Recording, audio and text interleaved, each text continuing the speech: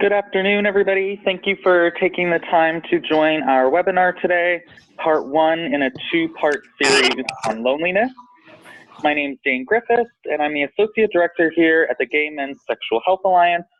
We're proud to offer this webinar series in partnership with the Community-Based Research Center for Gay Men's Health, and want to welcome you all of our participants who are actually joining from not just Ontario, but across the country. Today's webinar will be 1 hour in length, and time has been set aside for questions and discussion at the conclusion of the webinar. There is a chat function within the Zoom software that we're using, and so we ask that you, if you have questions or comments, to please utilize the chat function.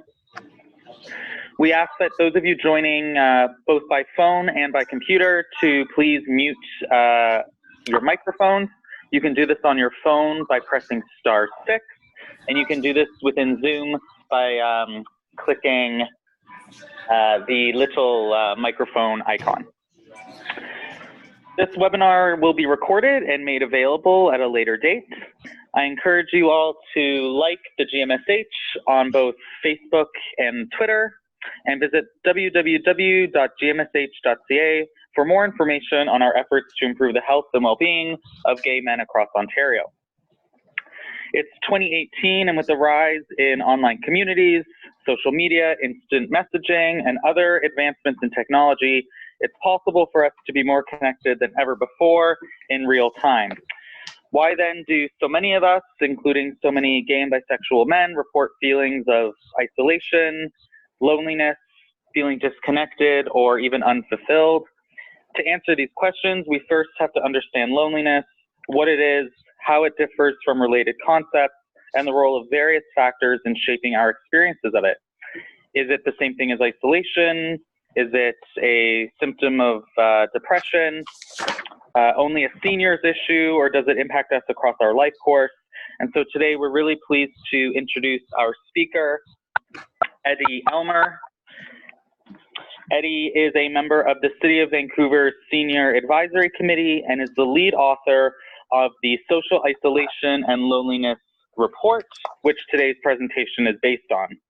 Eddie is currently completing his PhD in social gerontology in Amsterdam, and his academic interests include mental health and aging, with a focus on social isolation and loneliness. His dissertation examines the psychological process that links sexual minority stress and loneliness in older lesbian, gay, and bisexual adults. And so we're very pleased to hand things over to Eddie for the next about 50 minutes before we break for Q&A. Thank you, Dane, very much. Can people hear me? Thanks, Jane. Thanks also to the Gay Men's Sexual Health Alliance and the Community-Based Research Center for hosting this event. I'm going to switch over to using my phone because I think you'll have an easier time hearing me. So let me just, I'm going to share my screen.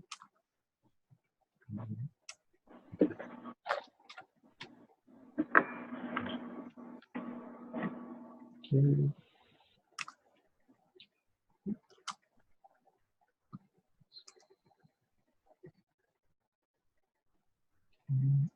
And I'm going to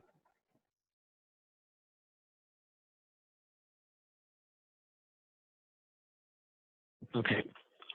I'm on the phone now. Can people hear me? It sounds great here, Eddie. What's that? Sounds great. Sounds great? Okay, super. Okay. So I'm just going to, my first time using Zoom, so bear with me. I'm going to slideshow from the beginning. And let's hope this works. Okay. I hope people can see that.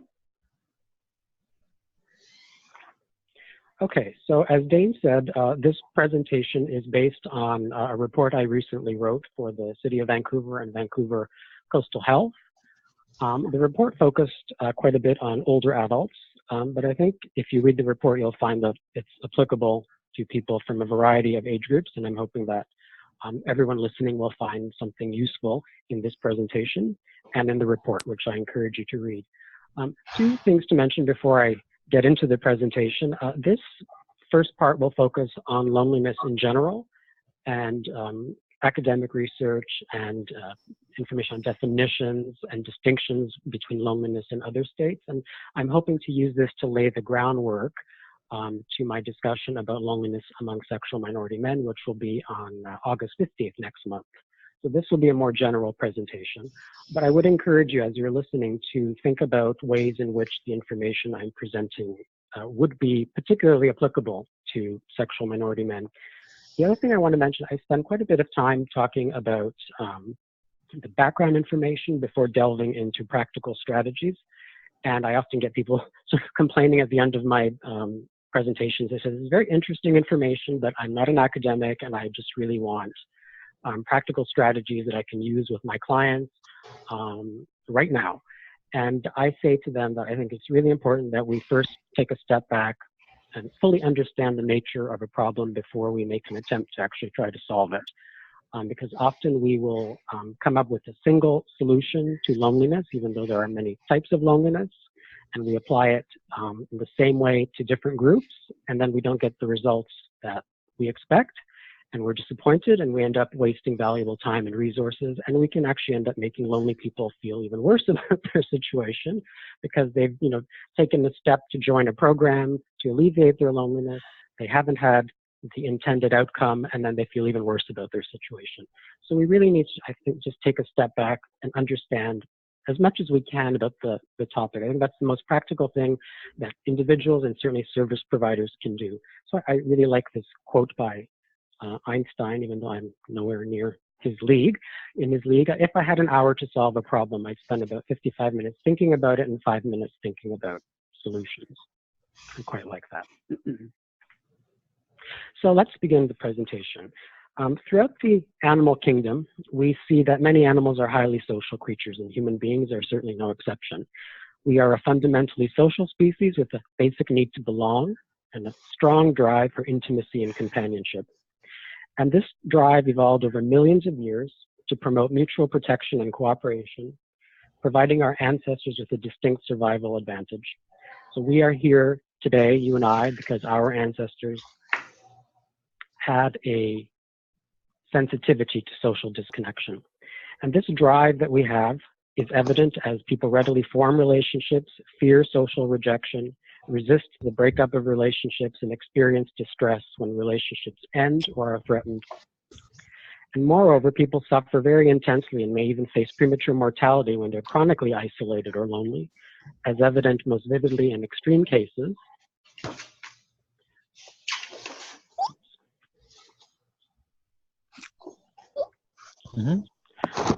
of children who have been reared in severely isolating environments, feral children who've grown up without any social contact. These are children who've grown up in the wild, prisoners in solitary confinement, people who are cast away in remote regions of the world, and even primate species who've been reared in isolation. All of these people, all of these species develop a whole host of cognitive and behavioral disturbances over the life course as a result of early social deprivation. So, but it should also be noted that even in less extreme cases of isolation, this can have a negative impact on health and well-being, and also the mere perception of being isolated, which is what loneliness is, can have a negative impact on health and well-being. And so I'm going to speak now about what loneliness is, but before doing that, I'm just going to distinguish loneliness from social isolation, which is basically an objective situation. It's having a small or non-existent social network or having minimal communication with people in that social network. And we measure it objectively by asking people, how many friends do you have? How many family members do you speak with on a regular basis? There isn't very much consensus on how to measure this. And so when people ask me numbers, how many people are socially isolated, I can't really give them an accurate number because it depends how we measure this. Fortunately, I'm not going to talk about isolation today. I'm going to talk about loneliness, for which we have better measures. Loneliness is perceived social isolation. And specifically, it's a mismatch between the relationships you have and the relationships you actually want in terms of the number, and especially in terms of the quality of those relationships. And this elicits a strong emotional pain. And this pain serves a purpose, very much like hunger, thirst, and physical pain, which are all signals that evolved over millions of years to tell us when our biological needs are being met. Loneliness functions to tell us when our social and emotional needs are not being met. So it has a purpose. But unlike the other biological signals like hunger and thirst, loneliness tends to be very highly stigmatized. It tends to elicit shame and embarrassment, and we see this around the world. People often see loneliness as a shortcoming and as a personal failure. And I think one of the reasons is because we think, how can somebody possibly be lonely in a world with billions of people, and particularly if they live in a city? We automatically assume that there must be something wrong with a person, particularly if they're surrounded by others and still feel lonely. We think there must be something wrong with their personality, or something fundamentally unlikable about them. So I think that's where part of the stigma comes from. Hi there. Sorry to interrupt. It's Dane at the GMSH. We have someone on the line who isn't muted, and there's a lot of background noise. So please, everyone who's joining by phone or by computer, either mute the microphone on your computer or hit *6 on your phone, please. Thanks. Oh, that sounds better. And because of this stigma, lonely people often report feeling very guilty about their situation. And we also know that lonely people or people that we think are lonely, whether or not they are lonely, are actually treated differently by other people. So when we tell somebody in an experiment that somebody is a lonely person, we will actually treat them in a negative way. We talk to them less, we see them as less friendly people, and of course that has the unfortunate effect of actually eliciting the behavior that we expect from people that we think are lonely, which leads to this sort of feedback loop. And this just reinforces the stigma, particularly if the person is lonely and somebody is treating them in a negative way. This is just going to make them feel worse, and it's about their loneliness and reinforce the stigma around loneliness. We find in surveys around the world, anywhere from 30, even up to 50% of people would say that they would feel very embarrassed to admit feeling lonely, even to a healthcare practitioner or even to a therapist. So some people will be in therapy for weeks, months, if not years, before they even utter the word lonely. And some of them would sooner admit having a serious mental disorder like depression. They'll often talk about feeling depressed or anxious. Some people would even sooner admit to having some even more severe mental disorder like schizophrenia, because at least we perceive those conditions as not being our fault, but we perceive loneliness as being our fault. And as we'll see, even though individuals do play some role in perpetuating loneliness, there are many social factors which can also increase the risk for loneliness. And even clinicians themselves can feel uncomfortable broaching the topic of loneliness with their clients if they themselves have struggled with those feelings in the past. Now, loneliness is quite distinct from solitude. Solitude is pleasurable time spent alone. It's not a bad thing. There are many benefits. Solitude allows us to be with our thoughts and to recharge our social batteries. And it actually helps improve our relationships. When we take time for ourselves, we actually become better friends and better relationship partners because we're not stressed and anxious. And so most people need some optimal mix between solitude and social connection. We often confuse loneliness with introversion. Introverts generally prefer spending time alone, and to the extent that they prefer this, they're not considered to be lonely. Broadly speaking, a way of considering loneliness is unwanted solitude. It's also loneliness distinct from lack of social support. You can receive a lot of social support and yet still feel lonely if the support that you're getting is unwanted or intrusive or overbearing. George Costanza from Seinfeld and his parents come to mind here. If the support is non-mutual or comes with strings attached or basically comes from somebody that you just don't like. It's also distinct from rejection and exclusion. Certainly rejection and exclusion can precipitate loneliness, but it's not always the case. A person can be quite fully included and accepted and still feel very, very lonely, and a person can perceive themselves to be rejected, even though they're actually not being rejected. So there's sort of a loose association between rejection and loneliness.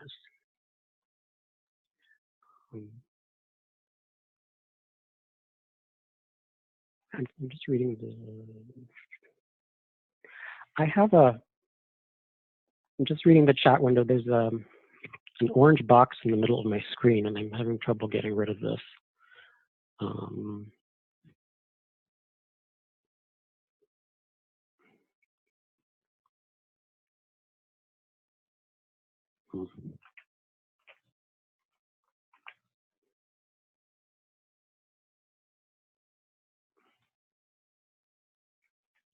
Okay, I think the box is gone now. Sorry about that. Loneliness is also distinct from mental disorder. It can be certainly can be both a cause and a consequence of mental disorder. Certainly being depressed can increase the risk for loneliness, and we know that loneliness also can increase the risk for depression. But it's not really an actual mental disorder. We don't see it in the DSM-5, the Diagnostic Bible of Psychiatric Disorders, although in its chronic form, which we'll discuss, loneliness can have some features of a mental disorder because it can significantly interfere with your daily life, and in particular the formation of relationships. And some have therefore argued that in its extreme form, there could be a case made for calling it a clinical disorder that would legitimize loneliness. And I think there may be some benefit to that, but others would say that this may just increase the stigma of loneliness. So I think we need to be mindful of how our language can impact stigma. Loneliness is also quite distinct from depression. Loneliness is something that motivates you to repair your relationships. Depression tends to just hold you back and lead to social withdrawal. Loneliness leads specifically to anxiety and a hypersensitivity to social threat, whereas depression is associated just with a general sadness. Loneliness will tend to lead to criticism of self and the others. Depression tends to focus more on criticism of the self. Loneliness leads to social misperceptions, whereas in depression you can actually see frank delusions. Most importantly, loneliness is very specific. It reflects how you feel about your relationships, not necessarily how you feel about anything else going on in your life. Depression is global, and it reflects how you feel about everything.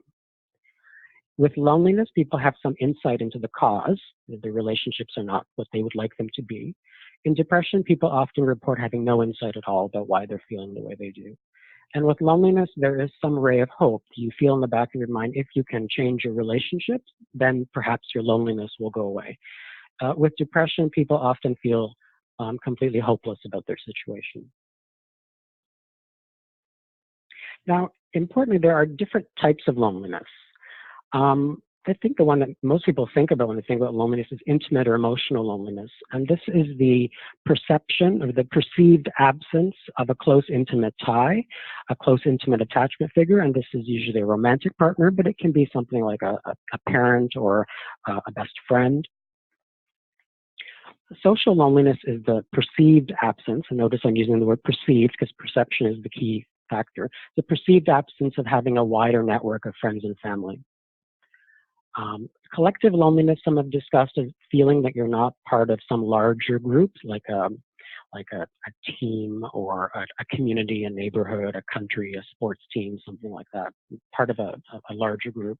And some philosophers have talked about existential loneliness, which is the sense that we're all ultimately totally alone because no matter how many people we have in our lives, we know that there isn't a single person in the world who can fully understand everything that we're thinking and feeling. And so there's always some degree of alienation from other people. And this can be quite an intense feeling towards end of life when we're dying and we realize that no matter how many people are surrounding us, only we are experiencing what it's like to be dying at that moment. Comparing isolation and loneliness. In summary, isolation is a situation, loneliness is a feeling, but the correlation between these two is quite modest. And this is because you can feel lonely by yourself, you can feel lonely in a crowd, or you can feel lonely in a marriage. Many people feel intensely lonely in marriages. Many people have a very, very large social network and feel quite lonely. And the reason for this discrepancy is because of individual differences in people's relationship needs, expectations, and perceptions. We all differ on those qualities.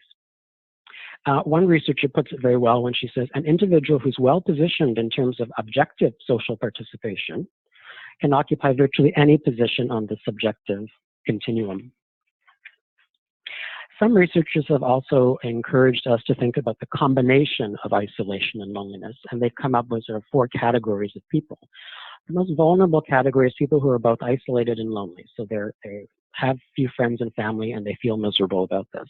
Interestingly, these people are the most amenable to treatment if you just provide them with social contact, provided that, as I will discuss shortly, their loneliness has not become so chronic and so severe that it has impacted their social perceptions. We have people who are isolated, and they're perfectly happy with this. They don't feel lonely at all. What's interesting about this group is we know from research that being isolated, independent of actually being lonely, can also is associated with health problems and perhaps also premature mortality. And there's some benefit perhaps in encouraging this group of people to build a social network as early as they can, because there are health benefits to that. And irrespective of the health benefits, it's important to have a strong social network, particularly when you get older and when you need help with activities of daily living. So it's great that people can be independent and enjoy that, but it's also important to remind them that there are benefits to having relationships, even though they may not see them right now or think that those benefits are important right now. Now we also have a group of people who are lonely but who are not isolated. And these people often have long-standing psychological issues, certain personality traits which are not conducive to happy social relations, who may have unrealistic expectations of relationships. This group of people tends to be quite difficult to deal with, and these people, for these people, loneliness can become a very chronic state and almost function like a trait, almost like a personality trait. And then we have the majority of people who are neither isolated nor lonely, and I think it's important to remember that that's quite a large category, despite what the media will have us believe. Another very important distinction is transient versus chronic loneliness. We tend to lump these two together, even though they're quite distinct. Now, most cases of loneliness are temporary and they resolve on their own, or perhaps with a little bit of help from friends or family. And these types of loneliness don't require any kind of active intervention. But there are some cases that become quite chronic, and they are characterized by this lonely social cognition. So if you look at this model here, and there's quite a bit, I'll just walk you through it. You can start, a person can perceive themselves to be isolated, in other words, lonely. And in most cases, when people perceive themselves to be lonely, they're motivated to do whatever they can to reduce those feelings. So they change their relationships, they repair any disagreements they may be having. But what they do this in a cautious way. They tend to withdraw a little bit and step back from a social situation so they can sort of assess things before jumping right back in and perhaps making the same mistakes twice. And they become a little hypervigilant for social threat, because when you perceive yourself to be alone, you kind of perceive yourself to be under attack. And I think we get this from our ancestors, because when our ancestors, who lived in very small groups, perceived themselves to be alone, they often were alone, and being alone and on the social periphery was a very dangerous place to be. So we've inherited that tendency to be a little cautious of other people, because when you're alone, you kind of have to rely on yourself and you don't really know you can trust others. In most cases, after some degree of social withdrawal, people will figure out how to repair their relationships, they will reconnect, and their loneliness will go away. But in some people, for some reason, they withdraw excessively, and they become excessively focused on negative social information. And they will focus a lot on the negative aspects of social interactions. They can become quite suspicious of other people. They act in an unfriendly manner, and they do things which actually push people away rather than draw them in, which is what they actually want. And they're often completely unaware that they're doing this. And of course, what happens when you behave this way towards other people, they will respond in kind. And that's going to make you feel even worse about your social situation. It's going to make you feel depressed, and it's going to confirm your expectations that people are unfriendly, unwelcoming, and unsafe. And you're going to be unhappy with your relationships even more, and you're going to feel even lonelier, and then this cycle will sort of continue. And it can be, once people are stuck in this loop, it can be very, very, very hard to get them unstuck.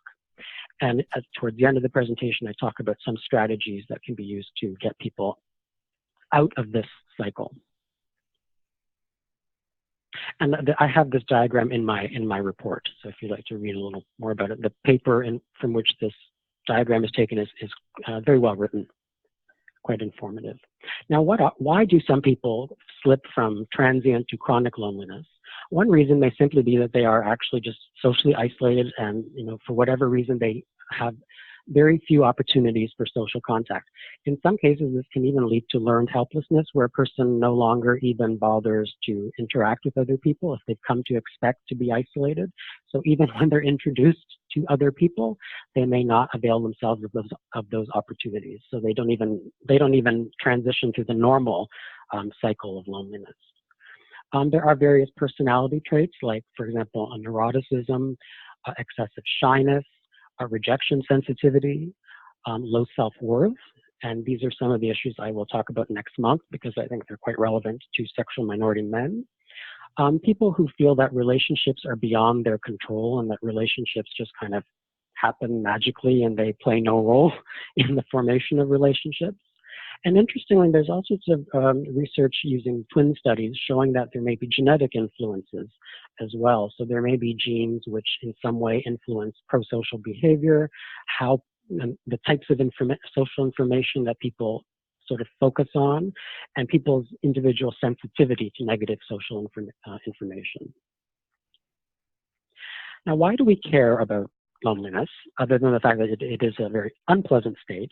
There's a very large and growing body of research showing that loneliness, when we look at both cross-sectional research and longitudinal research, we see that loneliness appears to hasten the aging process, reduce the lifespan. It's associated with poor adherence to medication, poor health habits, increased use of healthcare services, and not just in order to deal with health problems, but also for mere social contact.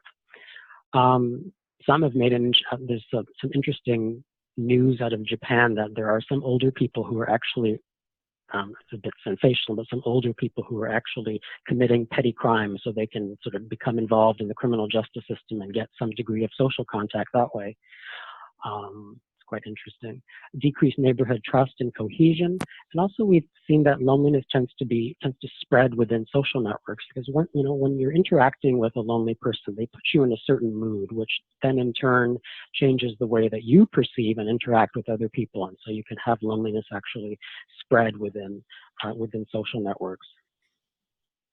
Now, we often assume that loneliness is only a seniors issue, and that isolation is only a seniors issue. We see with isolation, I'm guesstimating here based on the research, that up to 20% of community dwelling adults, older adults, are isolated. But it is more common among older adults than among younger adults. So the pattern for isolation conforms to our intuitive understanding of isolation, that it's more common among older people who've lost friends and family, who have health problems and can't leave the house, and so on. But with loneliness, we actually have a different pattern. And we find that there's this sort of U-shaped pattern over the life course. So if we look at the two bars on the bottom, which represent people who say that they feel lonely most of the time or all of the time, we find that it's adolescents and people around about 75 and above who report feeling the highest levels of loneliness. And this makes sense when we think, as I said, people who are older have various health problems, they're losing friends and family, and people who are younger have their own set of problems which increase risk for loneliness. So they may, they're just starting out experimenting with new identities. They may be experiencing bullying and rejection in school. They are comparing themselves and their relationships and their social standing to other people, and all of those things can increase feelings of loneliness. And I mention this because I think it's ageist to assume that loneliness is just a seniors issue. This just reflects and reinforces stereotypes. Loneliness, certainly for many people, can also be a lifelong pattern. People who are lonely at a very young age are at greater risk for being lonely throughout the lifespan and have quite a difficult time adjusting to aging. And loneliness, we see, can affect health even at early ages. And over time, the negative health effects of loneliness can accumulate to, as I said, hasten the aging process. And so it's important to, I think, address loneliness as early in life as possible. Now, we hear in the media quite a bit that loneliness is increasing and that we have a loneliness epidemic. Now, the research shows that over the last several decades, the prevalence has actually been quite stable, although the absolute number of lonely people will increase because we have the population is increasing and certainly the number of older people is increasing. Some have argued that there may be some change in types of loneliness. So people who report never being lonely, that's gone down. People who report being lonely sometimes, that number has gone up a little bit. Those who say they're always lonely, that number has stayed about the same. And the reason for this difference might be a real increase in people who are actually feeling somewhat lonely, or it might just be because there's a little less stigma associated with admitting that you're feeling lonely, because we're talking about it in the media so often. So even though in general there seems to be no change in the prevalence of loneliness, if you were to listen to the media, and I'm sure many people listening in do pay attention, you see all sorts of scary stories. Pensioners hit by epidemic of loneliness, a new global health epidemic. You know, the best way to get clicks is to call something an epidemic. Former Surgeon General sounds the alarm on the loneliness epidemic. And even in sort of tabloids, you're seeing, you know, this topic being discussed. And this article says here, celebrities feel isolated too. And I think the problem, I think everybody feels isolated and lonely to some extent at some point in their lives. And I think the reason some people think we're having an epidemic is because they're lumping chronic loneliness in with the normal transient kind of loneliness that we all feel. And I think this really does a disservice to people because we're sort of trivializing the suffering of people who are very chronically lonely. So I think we need to be careful with our words, and the media needs to be quite careful about their reporting. Another problem I have is it's great that we're drawing attention to the fact that loneliness is a serious health problem, but I think when we see headlines like this, this can make lonely people feel even worse about their situation. Telling somebody that, you know, you really should make more friends because if you don't, you know, it's going to kill you, probably isn't the best way to deal with lonely people. And I think they already know that loneliness is bad for them. So I think, again, we need to be careful with our language. Fortunately, there are some people who are challenging this type of coverage. And there's a wonderful article in Boston Review by Claude Fisher, who challenges the idea that we're in an epidemic of loneliness. I encourage people to read that. I'm going to talk a bit about risk factors. We can lump risk factors into 4 broad categories. And it's usually some combination of risk factors that cause loneliness. And they can be cumulative, and also one thing can lead to another in sort of a chain or domino effect. And then you can also have synergistic relationships where one risk factor increases the probability that increases the general impact of another risk factor on loneliness. And some risk factors can affect different age groups in 2 ways. There can be a different prevalence of risk factors by age group. So for example, older people, more health problems. And also some risk factors may have an actual different relative impact. So not having a partner or being divorced or widowed has a greater effect on older people compared to younger people, because younger people foresee a longer future in which they might be able to find a partner, as one example. At the individual level, we have various demographic factors: advanced age, poverty, low level of education. Certainly income is an issue. It takes money to be socially. It takes money to go out and do stuff with people, at least in Canada and our big cities.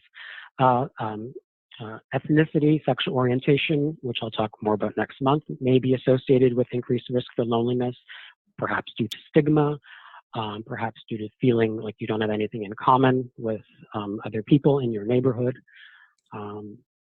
Pre-existing physical and mental health problems are a big factor. And I say pre-existing because, as I've mentioned before, loneliness, not only can physical and mental health problems increase risk for loneliness, but loneliness can also increase risk for physical and mental health problems. So there's a bi-directional relationship.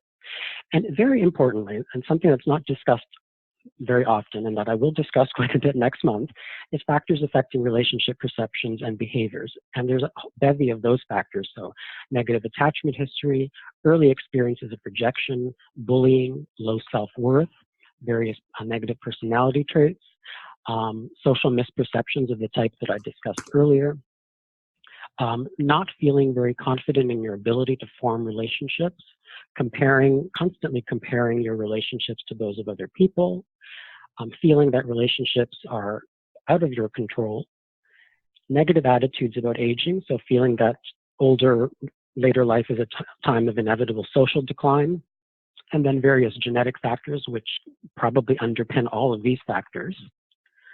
And most important, I think, is unrealistic standards and expectations, which often tend to start at a very early age, and you see these kinds of expectations even in young children. And so things like, I'm looking for my soulmate, and that type of expectation tends to set people up for disappointment because it means they're looking for tends to mean that they're looking for a perfect person, which doesn't exist.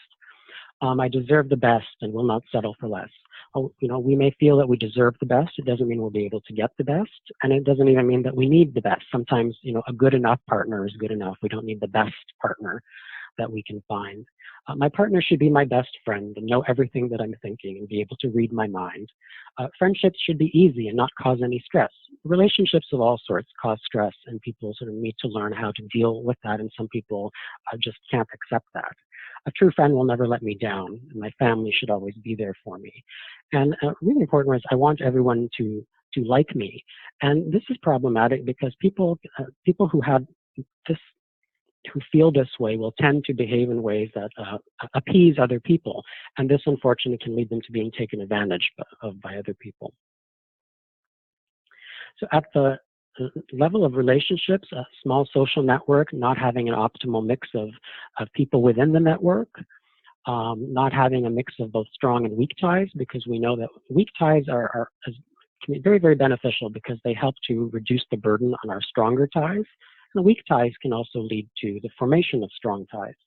Perceived quality is very important. Disruptive life course transitions like divorce or widowhood, particularly when this happens in midlife. This can be especially tough for men, particularly at retirement, because men will tend to base much of their social network at work. And when they retire, if they haven't taken steps to foster those relationships outside of the workplace, they may find themselves with nobody to talk to, and they may then sort of place quite a burden on their partner and rely on them for social support. So this is quite a problem. And also becoming a caregiver or care recipient can increase risk for loneliness for various reasons. At the community level, things like the built form, unsafe streets, poor street lighting, inaccessible and unavailable public meeting spots. There's mixed evidence on city living versus rural living and high-rise living. Poor transit, housing that is expensive. You're spending a lot of your income on housing. It's quite difficult to spend money on social events, and it's actually quite difficult to have time for social events because you're working all day to afford a mortgage that you basically can't afford. Aging in place can be a problem for some older people if everybody that they've known in their neighborhood has started to move away and new people have come into the neighborhood with whom they have less in common. And gentrification has also been raised as an issue. At the societal level, cultural values like an obsession with privacy, and also I think an obsession with finding a romantic partner and feeling that only a romantic partner will bring happiness, I think can be problematic. And attitudes regarding individualism and collectivism, and I talk quite a bit about that in the report. I won't have time to discuss that here. And all sorts of broad societal changes like increasing divorce rates, increased longevity, increased geographic mobility, issues like that. And people have also talked about increasing use of technology, which I will discuss shortly, and various systemic factors like just poor welfare state and income inequality. Now, when we look at interventions, having said all of that, there are about 5 different ways you can intervene with when you are dealing with somebody who may be lonely, especially chronically lonely. You can help them increase the number of relationships they have, help them improve the perceived quality of the relationships they already have, adjust those unrealistic relationship standards and expectations, correct maladaptive social perception, and also increase some degree of self-acceptance and tolerance of feeling lonely and spending time alone. There are a lot of people who are quite afraid of spending time alone, and they rely inordinately on other people. And that can be a drag and quite a burden on other people. So helping people increase comfort spending time alone can be quite useful. Most research on interventions is quite poor. We don't see high quality experimental studies, so it's hard to tell what's due to an intervention and what's due to other factors. There's also the issue of whether or not we're actually reaching the people who are the most vulnerable. But one large meta-analysis of all available high-quality intervention studies, I'm just going to zip through this, found that providing opportunities for more social contact, more social support, and social skills training, those types of programs, which are the most common, actually had a very small or no effect at all on reducing feelings of loneliness. And the interventions that had the largest effects were cognitive behavioral programs, which targeted those maladaptive social perceptions that I discussed earlier. And this is because, you can put, I've spoken to people who say, I have lonely clients and I put them in a room together hoping that they will interact with one another. And what actually happens is that the lonely people actually make each other feel lonelier. They just sort of sit there and say nothing, or if they do talk, they do it in an aversive way, which just reinforces everybody's feelings with other people. No change has been made in how they're perceiving other people. So those programs are really quite ineffective for people, particularly those suffering chronic loneliness and stuck in that cycle that I described. Now, one criticism of this analysis is that it only looked at people who didn't distinguish between people who were transiently and chronically lonely. Programs might be effective. Social support and social contact programs might be effective for people whose loneliness is caused simply by lack of social contact, who may be at high risk for loneliness, for the various reasons I discussed earlier, and whose social perception has not yet been negatively impacted. But we don't have enough research looking at the impact of interventions on these different groups, unfortunately. In general, some key elements of successful interventions, they're based on theory. They're not passive. They involve participants in all stages of programming. People don't like to receive programs. They like to be part of something. They like to run something, because when you are receiving a program, it makes you feel it makes you feel inept. It makes you feel like there's something a little off about you. But people are much more likely to actually participate if they have an active role in it. Focusing on people's interests, involving using meaningful activities, and programs should be scalable and adaptable to different groups, because different groups have different risk factors for loneliness. Although general programs are also should be made available to people, because not everybody wants, for example, not all sexual minority men want to be part of a program that's specifically for sexual minority men. Their sexuality may not be a central part of their identity, and they would prefer to spend time in a more mixed type of setting. Some barriers to service use. Again, loneliness is a very private matter. It's hard to get people to talk about it. Some lonely people themselves perceive services to be impersonal, and unfortunately some of them are, particularly home visiting programs where you may see a different person every week, and where social contact is provided almost like a commodity. It's like a thing that somebody does or gives to another person. It's not mutual. Many programs involve sort of forced social interactions, which people hate, or involve socializing for its own sake. People don't tend to like to join a coffee group or a tea party where you're just talking, especially if you're lonely and you're already feeling quite self-conscious. That'll kind of scare you away. They would feel more comfortable doing activities where they can start off doing things on their own and then gradually work up to interacting with other people. Many programs don't provide time or space for relationships. There's a lack of continuity. The programs end early. And there also tends to be too much focus on social loneliness, not emotional loneliness, which is also important for people. Atmospheres can be uninviting. There can be cliquishness among service users in some settings. Some service providers can use language that turns off older people by talking in this sort of like baby-like language, which is very irritating. Many programs tend to cater to interests that are more common among women than men, and that can alienate some men. Programs tend to focus on sort of things that extroverts would like rather than things introverts would like. And I think one of the biggest problems is very bad marketing. So if you advertise a program as being for isolated or lonely people, it's very unlikely that anybody will participate in that program. And I didn't think that people still have ads that are like that, but I scoured the internet and I did find a few. This type of ad will, not entice anybody to participate. It draws attention to their loneliness. It makes them feel bad about their situation, and it just sort of reinforces the stigma. So I think it's better to focus not to advertise programs as being specifically for isolation or loneliness. Another important prevention is just as important as intervention. The 3 levels of prevention can have primary prevention, where we try to reduce the tendency to feel lonely in the first place. Secondary prevention, which is helping people who are feeling lonely already, helping prevent that loneliness from becoming chronic, and providing support. So for example, somebody who's lost a spouse or partner, providing a little bit of support if they're at risk for loneliness to prevent that loneliness from becoming chronic. And then also tertiary prevention, which is helping people cope with feelings of loneliness that have already occurred in those situations where they may not be able to reduce feelings of loneliness by changing their social network.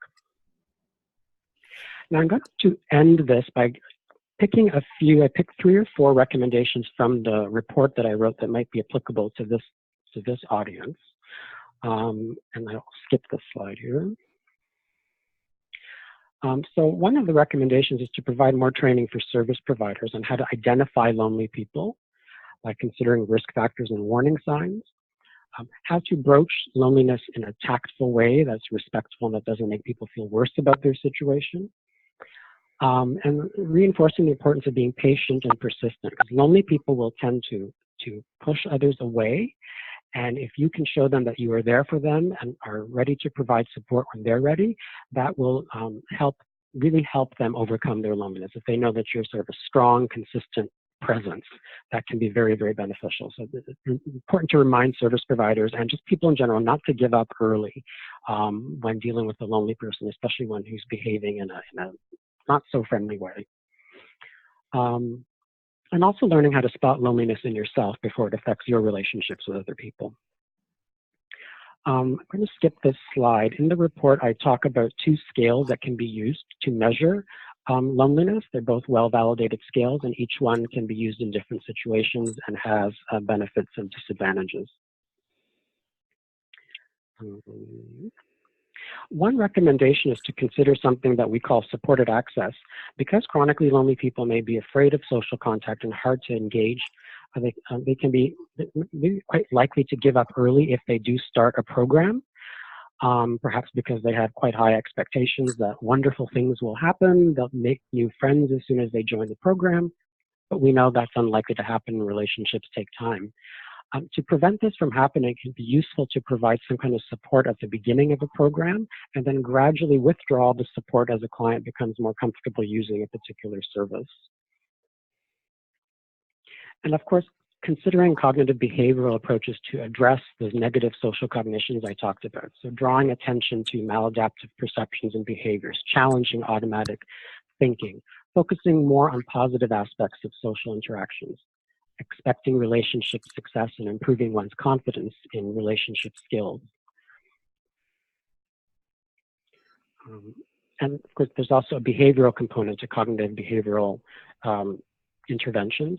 And John Cacioppo talks about one called ease. So gradually encouraging people to gradually ease themselves back into social interactions. So starting small social interactions, even something as small as talking to a cashier at a grocery store, because those small positive interactions can lead to greater confidence and more comfort with people over time, which can eventually lead to greater confidence in forming friendships and then perhaps even romantic relationships. Having an action plan. Selecting appropriately, doing activities that you actually enjoy and that you will stick with, even if you're not getting what you want socially from those activities. And expecting the best, given the way that loneliness can make us pessimistic about relationships. And also broader issues like reconsidering, how many friends you actually do have. Some people think they don't have many friends, but if they look at their social network, they'll find that they have more friends than they actually think they do. And that maybe they've let some of those friendships lapse. Helping people change the quality of their relationships, helping them deal with problems in their relationships, addressing those high standards and expectations, which I think is quite an issue with sexual minority men, and I'll talk about that next month. Also addressing this persistent need, which I think is probably cultural, the belief that people need to have a romantic relationship in particular in order to be happy. And that may or may not be the case for some people. Considering the pros and cons of relationships are not always wonderful, and they do come with certain costs. And they're not the panacea for all of our problems. Reducing the tendency to compare your relationships with those of other people, especially the size of your social network, and putting loneliness in perspective and developing greater comfort with it. I'm going to skip this. There are some, for people who are totally isolated, there are some other unusual interventions which people can try, which draw more on their own internal resources. So things like reminiscence therapy, mindfulness meditation, developing a sense of personal meaning, pet therapy. So the research on this is quite mixed. And even in some cases, I've seen that robotic pets seem to have some beneficial impact on relationship formation in nursing homes, and this is useful where pets are not permitted. This is from Japan, where they have quite a problem with social isolation and loneliness. And also technology, these wonderful voice-controlled devices can be quite useful for some people. I mean, they can be programmed to remind you to do social things with other people. They can even, you can also even have very interesting back and forth conversations with these devices, which for some people could be helpful with helping them with social skills. And finally, something about social media.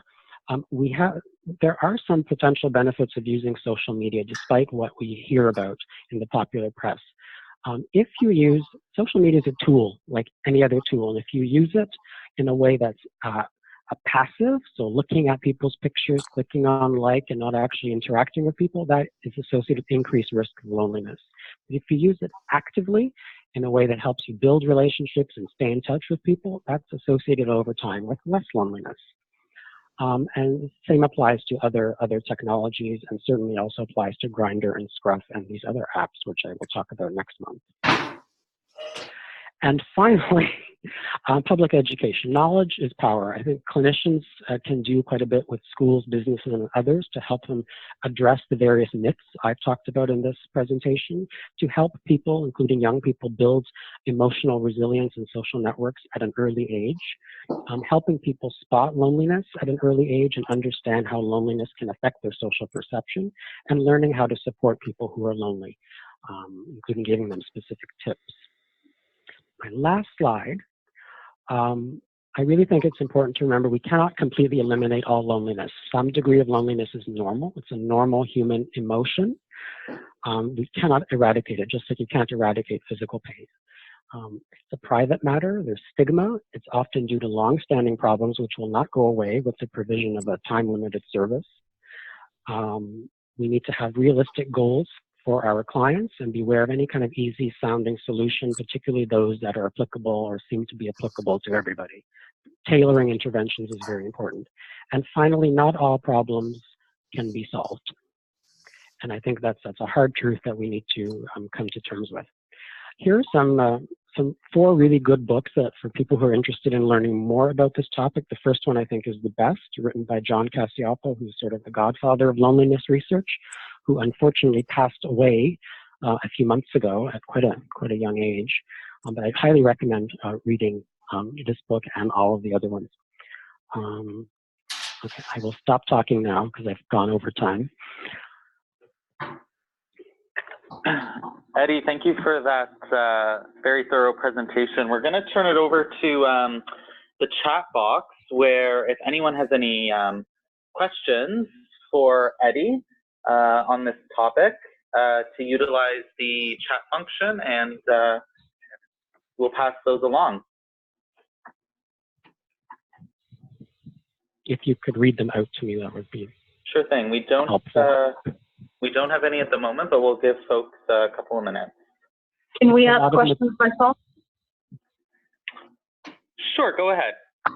Hi, this is San Patton. I just had A question along the lines of gender, and you only briefly had a chance to refer to gender differences, and I just wanted to know, are men and women generally socialized differently that generates different experiences of loneliness? That's certainly a possibility, and I hear that a lot, and it's I'd like to see more research on that. Although I think we're socialized, it certainly has an impact in terms of people's reporting of loneliness. I know there's research that shows that men, that we stigmatize men more often for feeling lonely than we stigmatize women, and men, as a result, appear more likely to, or less likely to admit feeling lonely because it's seen as a personal failure and perhaps also seen as a sign that, you know, somebody's not a man and they're not being independent enough. So I think that from that perspective, I think we can see that socialization may play a role. So I don't know if you have any additional thoughts on that. I don't talk about it too much in the report, but it's quite important.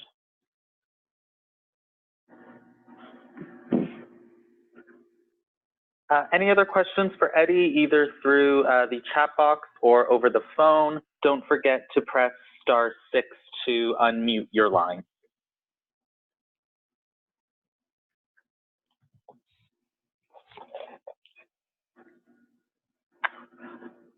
Eddie, I have a question, and I think you touched on this a little bit towards the end, but I just wonder if for folks who are sort of like implementers or people who develop programs, you know, if you were designing kind of the perfect sort of Cadillac of programs to address loneliness, what do you think are sort of maybe your top 3 sort of key things that it would include or sort of be mindful of?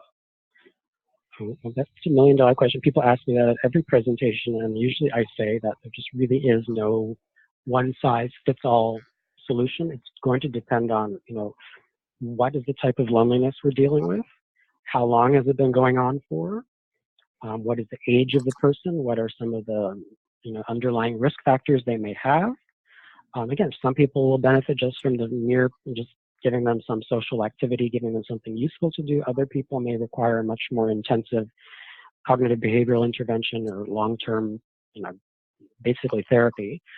But certainly if we're talking about chronic loneliness, what I am most interested in, what I really would like to see more of, is a focus on changing those maladaptive social perceptions, number one, adjusting those unrealistic expectations and standards, and also just teaching people and reminding people to be much more patient with chronically isolated, chronically lonely people, knowing the way that they can push people away. And this is extremely frustrating. I speak to service providers all the time. They say, I'm going out of my way to provide a service and to, you know, provide social contact and make my environment warm and non-judgmental.